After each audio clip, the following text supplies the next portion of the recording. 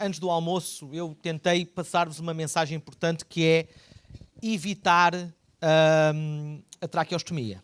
Ok? Portanto, faz-se muita traqueostomia no Brasil e a maior parte dos programas de ventilação domiciliária que se faz no Brasil é para pacientes traqueostomizados. Ou seja, a realidade do paciente, e corrija-me se eu estiver enganado, mas a realidade do paciente ventilado grave é o seguinte: este é o percurso que este simpósio quer mudar. Qual é o paradigma neste momento? Qual é o percurso que é feito na maior parte das cidades do Brasil? É o paciente grave, de EPOC, com doença da parede torácica, até um paciente normal, mas que apanha uma infecção grave, um Covid, um SARA, etc., que fica muito tempo na UTI. Qual é o cenário? Ele vai para a UTI, é intubado, é tratado muito bem com ventilação invasiva, porque se faz muito boa ventilação invasiva no Brasil, não tenho dúvidas nenhumas. Os grandes protocolos de segurança da ventilação invasiva nasceram também no Brasil, ok? O paciente é intubado, está na UTI, tenta-se a tal desmame à pressa, de vez em quando tenta-se a tal VNzinha, o paciente não consegue sair do ventilador ou do tubo, é feita uma traqueostomia. Depois, o mesmo raciocínio. As mesmas pessoas que pensam que só podem tirar o tubo quando o paciente sai do ventilador são as mesmas pessoas que pensam que o paciente só pode sair da traqueostomia, sair do ventilador também. E como o paciente, quanto mais tempo traqueostomizado está, mais dependente está do ventilador, nunca mais sai do ventilador. E eu não sei se aqui no Brasil, Marcelo, corrige-me se eu estiver a dizer alguma coisa errada, eu não sei se no Brasil começam a haver unidades intermédias ou unidades onde o paciente vai fazer o seu desmame. Mas raramente faz o seu desmame. Então foi criado programas de ventilação domiciliária. E a pergunta que eu faço é: os programas de ventilação domiciliária que existem no Brasil neste momento, quantos pacientes, qual é a percentagem de pacientes que estão nesses programas que são traqueostomizados e não traqueostomizados? A minha aposta é 90% traqueostomizados, 10% em não invasiva. Para não falar, se calhar, uns 100%, corrija-me se eu estiver enganado. Ou seja, os programas de ventilação domiciliária nascem para reagir a um problema dos hospitais. O paciente é intubado, é traqueostomizado, não sai da traqueostomia, não sai do ventilador, tem que ir para casa. E vai para casa ficar a olhar para o teto com a traqueostomia no pescoço, com péssima qualidade de vida. Atenção, há exceções. Eu acho que a qualidade de vida não é uma coisa a ser mensurada. Quem sou eu para avaliar a qualidade de vida do outro? Atenção, não é isso que eu quero dizer. Agora, olhando para a qualidade de vida de uns pacientes traqueostomizados, eu vejo que há grandes problemas. E eles estão dependentes quase 24 horas, têm dificuldades a comer, têm dificuldades a falar, a própria intervenção da fisioterapia é muito mais difícil, têm muito mais secreções, etc. Portanto, o que eu quero vos mostrar com esta palestra é que é possível decanular o paciente. Se é possível, se eu acho que é possível estubar o paciente sem ele estar livre do ventilador, eu também acho que é possível decanular o paciente sem ele estar livre do ventilador. E mandar o paciente para casa sem traqueostomia. Essa é a ideia que eu quero vos passar. Porque, de facto, a traqueostomia, ela nasce exatamente nesse sentido. Nasce para reagir a um problema que era a falta de recursos, nomeadamente os pulmões de aço. Esta é a famosa fotografia do grupo do Dr. Lassen e do Borg Gibson, né? Para quem quer assistir a uma palestra brilhante sobre história da ventilação mecânica, está no YouTube pelo Marcelo Alcântara, onde os pacientes estavam à espera de ir para o pulmão de aço e eram embusados, como não havia ventiladores na altura, por uma traqueostomia. Os tempos foram evoluindo e os pacientes saíam deste pulmão de aço e estas eram as primeiras unidades de ventilação crónica nos Estados Unidos. Não sei quem é do tempo de trabalhar com estes birds, não é? E raramente os pacientes iam para casa, ok? 1970, um dos históricos médicos da medicina respiratória, o Tom Petty, já descrevia os pacientes a fazer reabilitação, não é? Levantar do leito, etc., sempre pela traqueostomia. E o que nós vemos hoje em dia é isto. Esta fotografia eu mostro pela segunda vez, porque com certeza quem trabalha em UTI e está a olhar para esta aula já viu cenários destes de pacientes traqueostomizados na UTI durante muito tempo. E depois, este mesmo doente pode sair deste cenário. Isto é o que as pessoas pensam. Mas se este paciente está assim, será que eu posso pô-lo assim? Mas será que assim o paciente em casa é feliz? É. Só que há alternativas. E eu quero agora fazer um parênteses. Porque é que as pessoas pensam que um paciente tem que ir para casa traqueostomizado? E eu acho que as pessoas às vezes esquecem-se de que, eu já falei sobre isto, quanto mais tempo o paciente está ventilado, maior a disfunção diafragmática. Todos nós sabemos isso, ok? O paciente, às 48 horas de ventilação controlada, já começa a ter atrofia diafragmática. E isso também foi falado hoje pela manhã no uso excessivo de ventilação controlada e de sedação.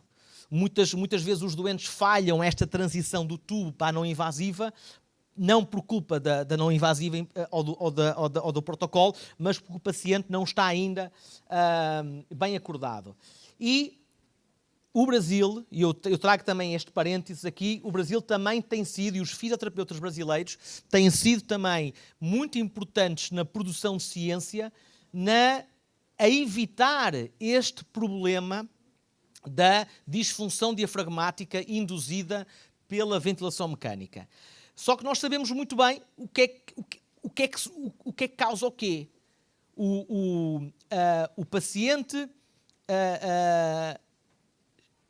está fraco e não consegue desmamar, ou não consegue desmamar por estar fraco, ok? Este é um editorial muito interessante do Nick Ambrosino, que é aquela ideia de que é o ovo ou a galinha, ok? E, como eu disse, existe claramente aqui uma atração fatal entre os músculos respiratórios e os pulmões. E quando nós pensamos em retirar o paciente da ventilação mecânica, pensamos sempre na fraqueza dos músculos respiratórios. Portanto, é muito importante nós medirmos, independentemente de os treinarmos ou não, independentemente de tentarmos que ele fique mais forte para depois sair do ventilador, é muito importante medir a força dos músculos respiratórios. E isso faz-se muito melhor com a traqueostomia, não há dúvida. Só que quando todos nós sabemos, e sei que a maioria dos assistentes aqui são fisioterapeutas, a base da fisioterapia é o treino. Todos nós sabemos que se não treinarmos os músculos, eles vão atrofiar, certo? Não é? Portanto, estamos a falar de um homem que treinava todos os dias, ok? Que foi várias vezes Mr. Universo, e estamos a falar dele quando deixou de treinar. Isto aqui acontece claramente com o diafragma do paciente entubado. Portanto, quando começamos com o nosso processo de descanulação, há determinado tipo de pacientes que são treináveis, que é possível medir a força dos músculos inspiratórios, a PIM, ok? Para ver qual é o fator preditivo deste paciente ter força ou não de respirar sozinho. E este grupo, muito bom, um grupo, bons amigos meus, o Sérgio Nemer, o Leandro Azeredo, o Bruno Guimarães, que desenvolveram, aos fisioterapeutas que trabalham na UTI, eu desafio-vos a ler estes artigos publicados por este grupo do Rio de Janeiro, que eles, para além de investirem na medição da pressão máxima inspiratória, foram ver o tempo que demora a conseguir a força máxima e chamavam-lhe o TAI, o Index TAI, que é o tempo que eles demoram a atingir a PI máxima. E eles encontraram um fator preditivo muito maior de sucesso no desmame. E são estas duas abordagens que eu quero-vos falar. Aqueles pacientes que nós medimos a força, seja através da PIME, seja através do TAI, e treinamos os músculos respiratórios. E é importante isso é uma ferramenta. Qualquer paciente da UTI treina os músculos. A Betina mostrou casos de pacientes se levantando, pacientes treinando, pacientes fazendo eletroestimulação, reabilitando dentro da UTI. Mas a reabilitação desses músculos, muitas vezes os músculos respiratórios ficam esquecidos. E nós temos formas de treinar os músculos respiratórios. E através, portanto, há dois aparelhos mais usados, o mais caro, mais barato, o Power Breathe, o Threshold. Os fisioterapeutas que se mantêm atualizados têm que saber que há, de facto, uma relação direta entre o treino dos músculos respiratórios e a capacidade de sair mais cedo do ventilador. Portanto, o paciente treina os seus músculos respiratórios que estavam em desuso, durante a ventilação mecânica. E uma das... Eu pergunto, todos estes grupos, o grupo do Brasil, o grupo de Inglaterra, o grupo da Bélgica, todos eles têm uma abordagem à descanulação que é a seguinte: o paciente está dependente do ventilador. A única forma que eu tenho de o decanular é tirá-lo fora do ventilador. E eu só o consigo tirar fora do ventilador se ele estiver forte o suficiente. Então vou treiná-lo. Essa é a abordagem, ok? Treinar os músculos inspiratórios. E todos os estudos, a grande maioria deles, fala que o paciente, mas isso é verdade, o paciente que treina tem mais força do que o paciente que não treina. Óbvio. Ninguém tem dúvidas disso, ok? E o paciente que treina sai do ventilador mais cedo. E a pergunta que eu fiz a este grupo, o Bruno Guimarães é muito meu amigo, tivemos há pouco tempo no congresso juntos em Portugal, e eu perguntei-lhe: Bruno, quantos pacientes que tu tiraste do ventilador da UTI foram descanulados? E ele disse: cara, não sei, acho que nenhum. Porque o papel dele, enquanto fisio da UTI, era tirá-lo do ventilador e tirá-lo fora da UTI. E ele foi lá ver o que é que tinha acontecido com esses pacientes, e 40% deles morreram por rolha. Então o que é que vale um fisioterapeuta estar a trabalhar o treino dos músculos respiratórios, né, ali a tentar tirá-lo do ventilador, se depois não o decanula? Se o manda embora o paciente para fora da UTI ainda canulado. Porque o paciente sai de um ambiente de UTI, sai de um hotel 5 estrelas, para uma favela. Do ponto de vista de cuidados. Nada contra a favela, obviamente, mas em termos de cuidados. Então, é numa enfermaria que este paciente vai ser decanulado? Depois de passar 2 meses na UTI, a tentar sair fora do ventilador? Tem tudo para correr mal. Tudo para correr mal. Então o paradigma é este. O paradigma é os pacientes com uma disfunção severa dos músculos inspiratórios e uma disfunção severa dos músculos expiratórios precisam de uma traqueostomia para viver o resto da vida. E a melhor forma que eu tenho de vos explicar este dilema, este debate que já existe há mais de 50 anos, que lá atrás, no pulmão de aço, também havia esse debate. Havia quem defendesse que os pacientes saíam de um pulmão de aço para uma não invasiva e havia quem defendesse que os doentes saíam de um pulmão de aço para uma tráqueo. Não é? E até agora, é verdade, até agora ninguém provou que o paciente com não invasiva sobrevive mais do que o paciente com tráqueo. Mas também ninguém provou o contrário. Ninguém provou que o paciente com tráqueo sobrevive mais que o não invasiva. E estamos a falar dos dois 24 horas dependentes. Então, se não há prova de um em relação ao outro em termos de superioridade, nós vamos escolher qual? Aquele que fura o pescoço do doente ou aquele que mantém o paciente a falar, a comer e a respirar apenas com uma macha e com uma peça? Então eu várias vezes me debati sobre isso e eu acho que isto neste momento é uma guerra. Então existe o exército da guerra da traqueostomia. Não é? E o exército da guerra da traqueostomia são aqueles intensivistas que gostam de furar o pescoço dos doentes, que vêm com arsenais, bisturis e tráqueos, e muda a cânula, os cirurgiões torácicos a mudar a cânula todos os meses, e a agredir, porque isto é uma agressão. Isto é cortar o tecido de outro ser humano quando ele não precisa. É uma agressão. E sendo uma agressão, é uma guerra. Tanto é que muitas vezes essa guerra até é promovida nas ruas. Não é? Vejam esta pintura que eu encontrei em Inglaterra. Não é? Fizeram esta pintura e o cara está traqueostomizado. A traqueostomia é, de longe, o procedimento cirúrgico mais feito na UTI desde há 20 anos atrás. Vejam este estudo na Carolina do Norte. Em 10 anos, passou de 59 para 1100 traqueostomias por ano. Ok? E as indicações da traqueostomia têm muito a ver, as pessoas pensam, a traqueostomia é mais fácil o desmame. Não é. Até agora ninguém provou que é mais fácil o desmame. O paciente fica mais confortável com a tráqueo. Duvido. Não tenham dúvidas de uma coisa.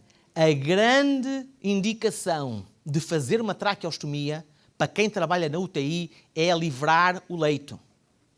É tirar aquele doente fora, porque o paciente não pode sair entubado. Então traqueostomiza-se, tenta-se um desmamezinho, se não consegue, ainda por cima com programas de home care, maravilha, vai para casa. Já não é um problema dele. É um problema do paciente e da família. E do home care, e se não tiver convênio, melhor ainda. Ok?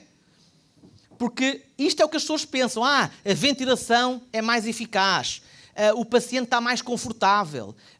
O desmame é mais fácil. Não é. Não há nenhum estudo que comprove que a traqueostomia precoce é superior à traqueostomia tardia. Aliás, até ao contrário. A traqueostomia, isto é critical care, a traqueostomia está associada a maior tempo de ventilação mecânica, maior tempo de internação e maior mortalidade. Pacientes tetraplégicos é recomendado que se faça uma traqueostomia aos 3 dias. E depois estes pacientes morrem de pneumonia. A maior parte deles morre de pneumonia. E depois as pessoas pensam neste senhor aqui. Eu estou à vontade para falar neste senhor aqui. Para quem não conhece, é o ator que fez de Super-Homem, ficou um tetraplégico mais conhecido, caiu do cavalo, faturou C1. Eu estou à vontade para falar sobre ele porque eu fiz parte da equipa que o tratou, quando estava nos Estados Unidos. E posso-vos garantir que ele nunca precisou de uma traqueostomia. Ok? E ele tinha uma traqueostomia, tinha um marca-passo diafragmático, o Chris Reeve, tinha um marca-passo diafragmático, tinha uma traqueostomia, nós tiramos-lhe a traqueostomia e ele quis voltar a pôr a traqueostomia porque pensava que mesmo que era o Super-Homem ia voltar a andar. Só que nunca na vida ia voltar a andar porque ele era C1 total. Não dava para andar. E ele pensava que ia andar, portanto a traqueostomia facilita-lhe a vida. E nós publicamos casos, um case series, onde nós decanulamos pacientes tetraplégicos e ao decanular, eles ficaram fora do marca-passo.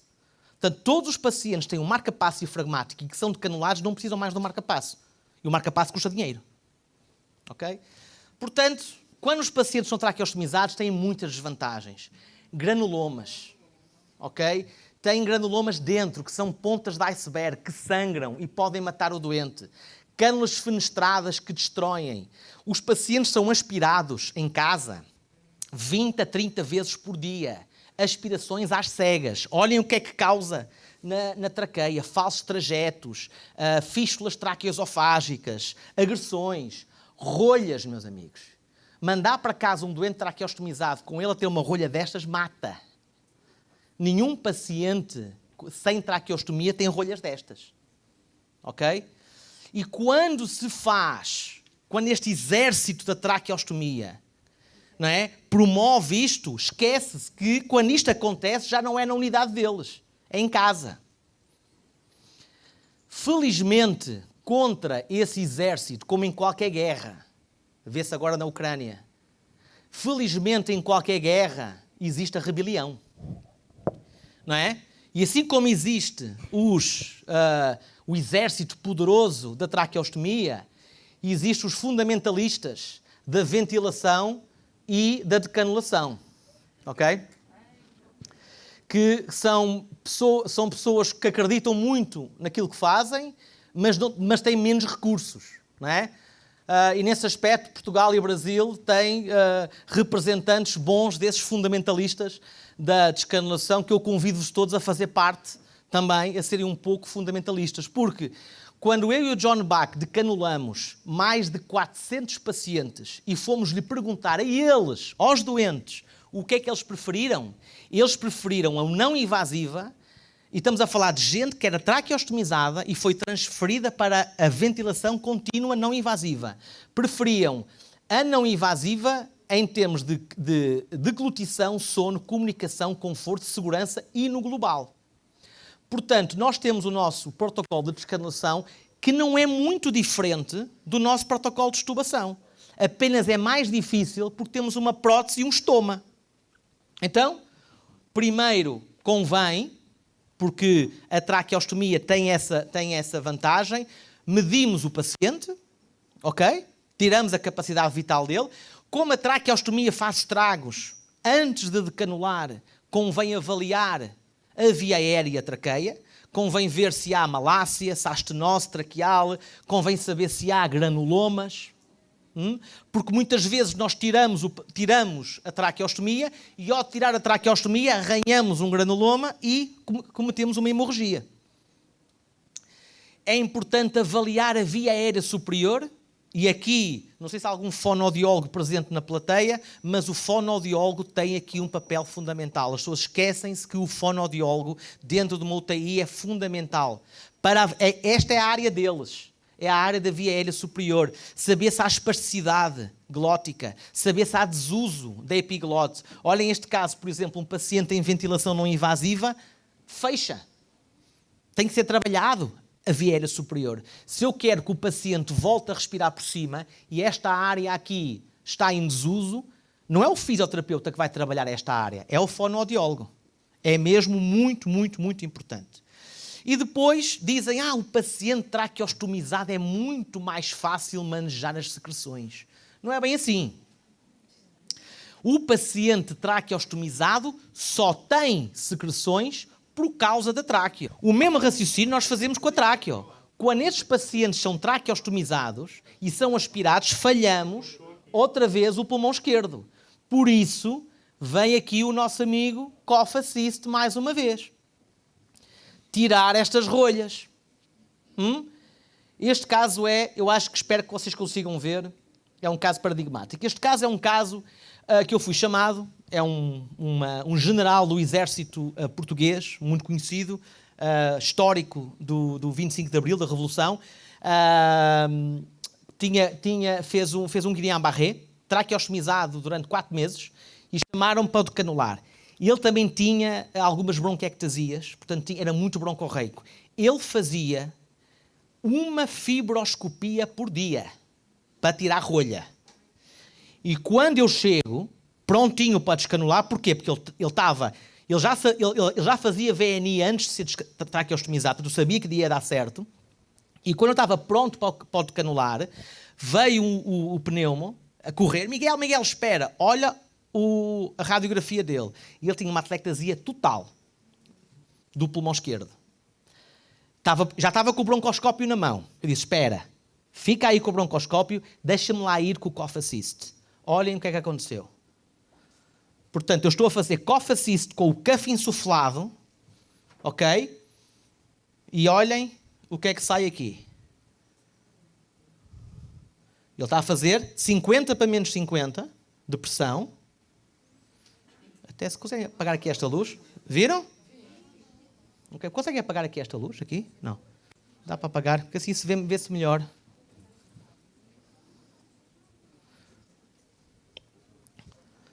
Portanto, tal. Ok? 5 minutos de trabalho. Pressões 50 para menos 50. Sai a rolha. A cara do pneumo com o fibroscópio na mão é impagável. Boca aberta. Saiu este rolhão. Eu sei que isto não é muito bonito de se ver depois do almoço, mas... Ok? Isto é o trabalho em 5 minutos. Depois de limparmos o pulmão, aí sim vamos treinar o paciente, porque com o tubo nós não conseguimos fazer isso. Com o tubo nós não podemos treinar o paciente com não invasiva com o paciente intubado, mas conseguimos treinar o paciente a fazer VNI ainda com a cânula, pondo uma cânula fenestrada e desinsuflando o cuff. Ok? E aqui o paciente está com o tráqueo tapada e eu não quero saber se ele respira ou não respira. Ele não respira, eu ponho a respirar ou com a máscara nasal ou com a peça bucal. E o paciente fica a treinar a fazer VNI com a cânula tapada. Aqui este é como nós fazíamos antigamente. Porque qual é o problema aqui? É que aqui o paciente está com uma cânula fenestrada e está com uma resistência enorme. Imaginem, o paciente está com a cânula tapada, né, e muitas vezes também podemos diminuir o calibre do tubo.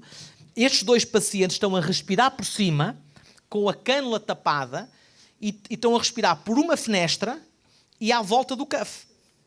Portanto, a resistência é enorme. Mas é uma segurança, porque se alguma coisa corre mal, eu tiro daqui e ponho aqui. Certo? Mas, antigamente, nós tirávamos. Porquê? Porque é muito melhor ter o espaço da traqueia todo livre. Então, nós usávamos, às vezes, estes tampões no estômago e agora existem estes pequenos botões de silicone, que é fabricado pela Traco, que nós conseguimos pôr, em vez da tráqueo, há muito menos resistência, o paciente fica a treinar com a não invasiva, seja qual é a máscara, ok? E se houver alguma emergência, porque pode haver alguma emergência, tira o botão e volta a pôr a tráqueo, porque o perigo de fechar, de tapar logo, é o que o estômago fecha. E, obviamente, se perguntarem a mim se eu ainda uso estes botões, só em pacientes que eu não confio. Mas a grande maioria dos pacientes já tira tráqueo logo. Mas para vocês desenvolverem a vossa curva de aprendizagem com segurança, eu recomendo que usem o botão. E depois, com o paciente bem treinado, tiramos a tráqueo, ok? Ainda com o paciente em não invasiva, o paciente já sabe o que é ventilar pelo nariz, o paciente já sabe o que é a ventilação intermitente. Só que eu aqui tenho um problema. Enquanto eu tinha um botão e tinha uma tráqueo, eu não tinha fugas. A partir do momento que eu tiro o tráqueo, o que entra pela boca por esta peça bucal sai tudo pelo estômago. E eu aqui tenho um problema. Tenho um problema de fuga pelo estômago. Então aí, meus amigos, põem em cima daquele estômago o que vocês puderem. Tampas de soro. Eu, nos Estados Unidos, a melhor coisa que nós fazíamos, nós íamos roubar as pontas das canadianas aos serviços de fisiatria. Né? As bengalas, estão a ver aquelas bengalas, as pontinhas das bengalas, nós lavávamos e aquilo é uma ponta de uma bengala ali, que é pesadinha em cima do estômago. Não é? Sejam inventivos. Ok? Aqui, porquê? Porque tem que selar muito bem. Enquanto o estômago não fecha, não é possível. Enquanto houver fuga, o estômago não fecha. Portanto, temos que tapar muito bem. Isto é um caso aqui no Brasil, que foi eu e o Marcelo que descanulamos, e eu pedi R$1. Isto é R$1 ou 2? É R$1. Pedi R$1 ao médico que o traqueostomizou. Não, agora pagas tu. Esta é uma tampa de uma garrafa de água. Tampa de uma garrafa de água com R$1 lá dentro, para servir de peso. Ok? Porque este estômago tem que ser muito bem tapado. Ok? Depois aí fazemos um penso muito compressivo, ok?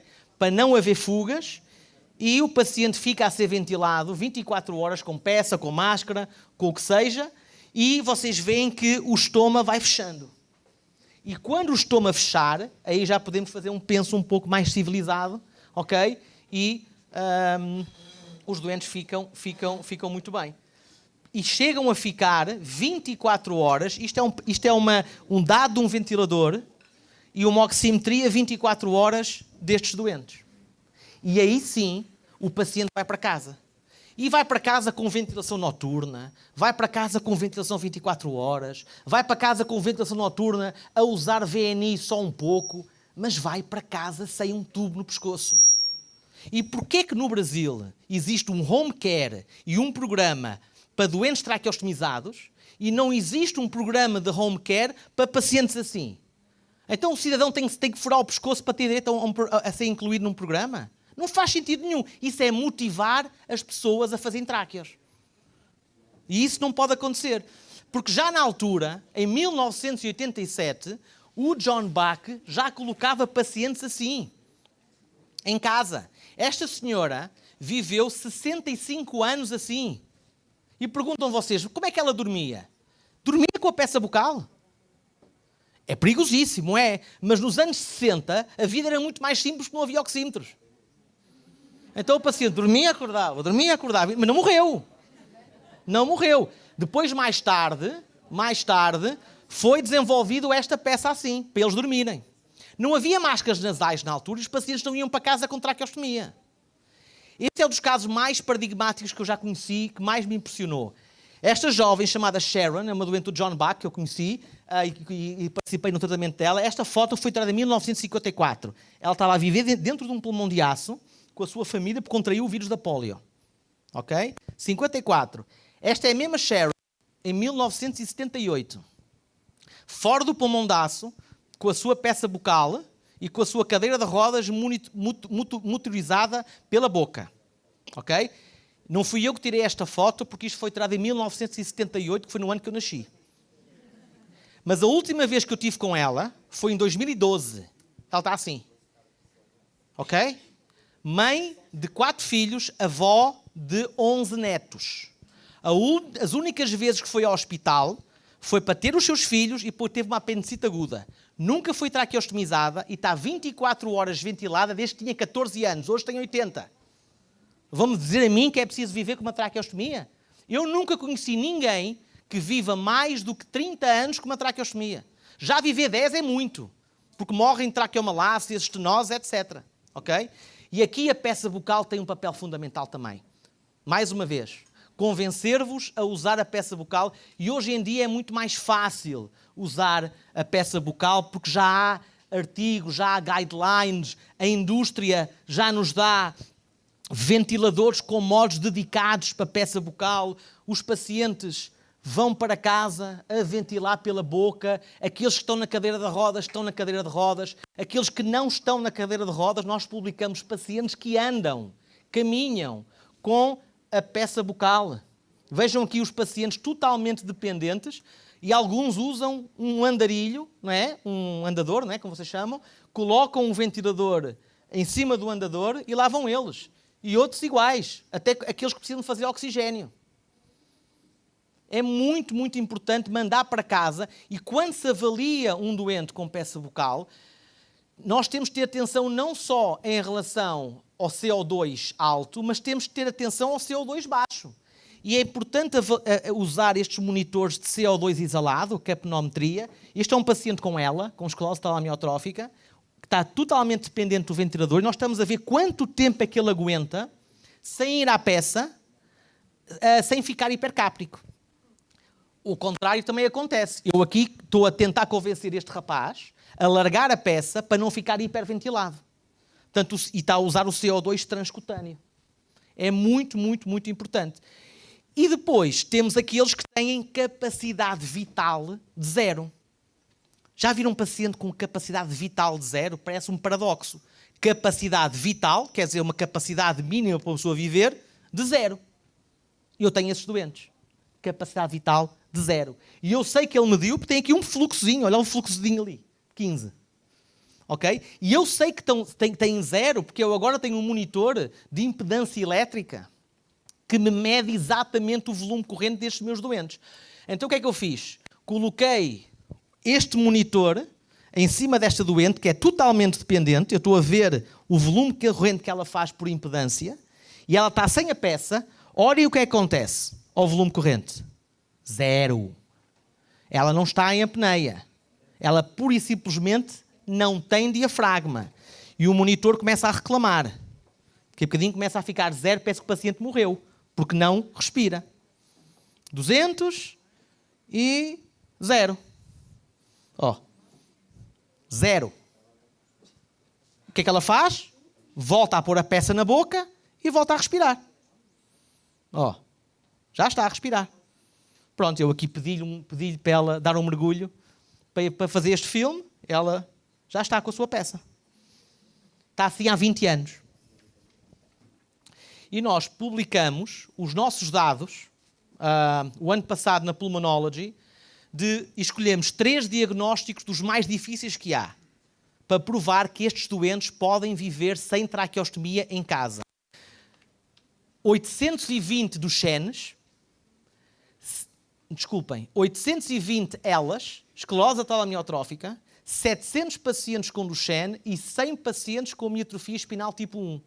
Todos eles dependentes 24 horas do ventilador, em casa, sem traqueostomia. Uma palavra especial também para o síndrome de hipoventilação-obesidade, que eu também publiquei este artigo com o John Bach, que nós temos pacientes que estão obesos, que também precisam de ventilação durante o dia. E traqueostomizar um paciente destes não é fácil, tem que ser com um colorinho ajustável, porque eles têm um pescoço, um perímetro cervical muito grande. E como eu estava a dizer, há uns anos atrás eu reuni-me com 4 experts em peça bucal e fizemos uma conferência de consenso. E hoje em dia já se consegue, amanhã eu vou dar uma parte prática da peça bucal também, para quem vier assistir, e já há fluxogramas. Este artigo nosso já diz, não se vê muito bem, mas já diz se precisa de muito volume, de pouco volume, se precisa de frequência de backup, sem frequência de backup, modo dedicado, sem modo dedicado. Até publicamos um artigo que descreve os vários tipos de ventiladores, quais são as características. Está tudo feito, não é preciso inventar nada. É só ler e aplicar. Não é uma peça, é um cachimbo, não é física quântica. Eu não sei o que é de fazer mais para convencer as pessoas a usar este tipo de ventilação. Agora as pessoas podem pensar assim, mas e se acontece alguma coisa? E se o paciente perde a peça bucal? Antigamente os pacientes morriam porque os ventiladores não tinham bateria. Hoje em dia isso não pode acontecer, hoje em dia é da prisão. Um paciente que depende 24 horas de um ventilador, ter um ventilador nível 1, sem bateria, isso é crime. Na Europa vai preso. Os pacientes que dependem 24 horas de um ventilador têm que fazer um suporte de vida. Ou um Astral, um Trilogy, ou um Vivo 55, ou o que seja. Testado para trabalhar 24 sobre 24 horas. E outra vantagem que o paciente tem quando vai para casa sem traqueostomia é a capacidade de fazer respiração glossofaríngea. Sabem o que isso é? Não é? É a respiração que os pacientes com pólio usavam quando estavam fora do pulmão de aço. Usavam a respiração dos músculos da glossofaringe, chamavam-lhe a respiração dos sapos.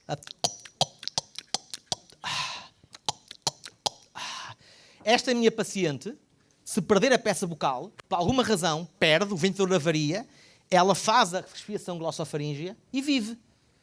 E aguenta até alguém vir e arranjar o ventilador. Se essa paciente tivesse traqueostomizado e o ventilador falhasse, ela morria. E estivesse sozinha. Ok? Os pacientes também usam a peça bucal para dar ao ambu. É muito importante, nestes pacientes totalmente dependentes, quando vão para casa, ter um treino muito importante dos cuidadores. Já vou falar disso na aula a seguir, as mães, etc. E outra coisa, estes pacientes estão a viver para além dos seus cuidadores. E isso é um problema que eu estou a enfrentar agora. Eu tenho Duchennes que estão com 40 anos. Os cuidadores estão a ficar velhinhos.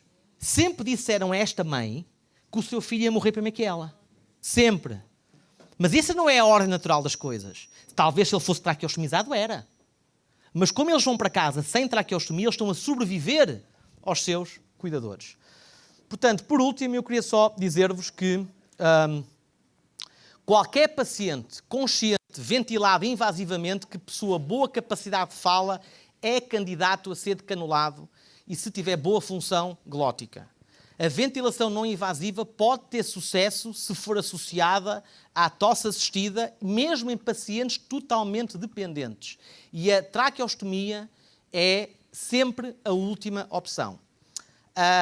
Nós, na Europa, costumamos dizer que às vezes Portugal é sempre o país mais pobre, agora no futebol está melhor. Agora o futebol, acho que por causa do Cristiano Ronaldo, cresceu um bocadinho e não está na cauda da Europa, não está na última da Europa. Se há uma coisa que nós nos orgulhamos de estar em último lugar na Europa, muito por causa destes nossos protocolos, é que somos o país que menos traqueostomizamos no domicílio. E por isso é que a nossa mensagem sempre foi: pensem sempre de uma forma não invasiva do que invasiva. E eu queria terminar por uma história muito interessante. Isto sou eu e o John Bach, em Roma, porque esta é uma história engraçada, porque nós na altura fomos chamados para... sabem que o Papa João Paulo II foi traqueostomizado por Parkinson. E nós fomos chamados para dar um parecer sobre decanular o Papa João Paulo II. E na altura não o fizemos, porque ele não tinha critério, e porque se há caso que corresse mal e fosse o João Paulo II, eu tinha milhões e bilhões de católicos a querer matar-me, não é? Portanto, e era uma pessoa muito querida, mas não era por causa disso. Se ele tivesse critério, nós decanulávamos. Ele não tinha, porque tinha disfunção bulbar muito grande e acabou por falecer de sepsis da tráquea, não interessa. Mas no ano seguinte fomos a Roma, fomos dar um curso ao Hospital do Vaticano, que é o Hospital Gemelli no Vaticano. E quando estávamos a passear em Roma, estava a haver uma manifestação contra o Vaticano. Tem aqui Novat, estás a ver? Novat, que era contra o Vaticano, porque a população de Roma estava revoltada que os habitantes do Vaticano não pagavam impostos à política dos italianos. Pronto. E nós vimos aquilo e na brincadeira começamos também assim. Este senhor aqui era do Correio de Roma e tirou-nos uma fotografia. No dia a seguir saímos na capa do Jornal de Roma, à frente de uma manifestação, Novat, a dar um curso no Hospital do Vaticano, moderado por um bispo.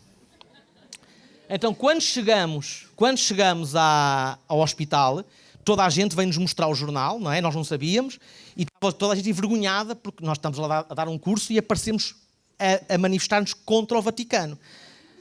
Então, o que é que nós fizemos? Dissemos, bem, nós não sabíamos que era contra o Vaticano, porque quando nós chegamos lá, vimos uma manifestação a dizer Novat, dissemos, isto é para nós, isto é a nossa manifestação. Porque nós pensávamos que Novat era não Ventilator Assisted by Tracheostomy. Não é? Então começamos a gritar, isto foi em 2006, não a traqueostomia, venham, sejam não invasivos e tal. Portanto, esta é a manifestação Novat. E eu convido-vos a todos a fazer parte desta manifestação e reduzirem o número de traqueostomias dos doentes crónicos, para as pessoas viver muito mais tempo e venham, juntem-se a nós nesta manifestação. Muito obrigado pela vossa atenção.